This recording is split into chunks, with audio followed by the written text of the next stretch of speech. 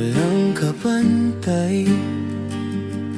Mula sa duyan hanggang sa paglakad ng buhay, sa gabi't araw, di ka iniwan. Sa hirap man o ginhawa, sila'y nandyan.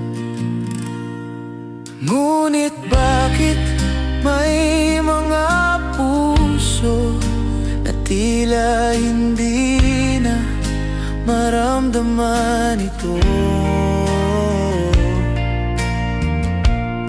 Mas pinipili ang iba kaysa sa yakap na tunay na nagmamahal siya.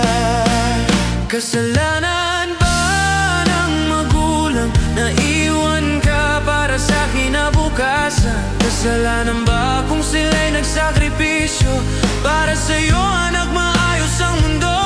Kahit ilang ulit mang masaktan, nandyan pa rin silang nagmamahal.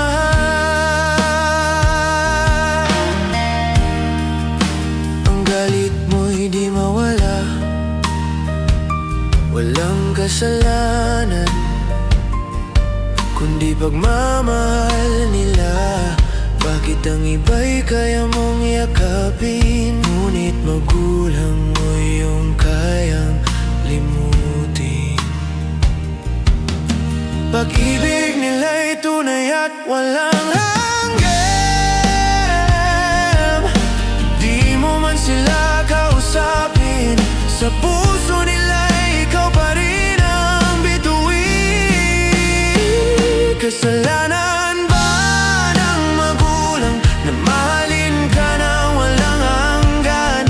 Kahit iwan, kahit masaktan, ikaw pa rin ang kanilang buhay at dahilan. Pag-ibig ng magulang, walang kapantay. Habang buhay, sa'yo'y alay.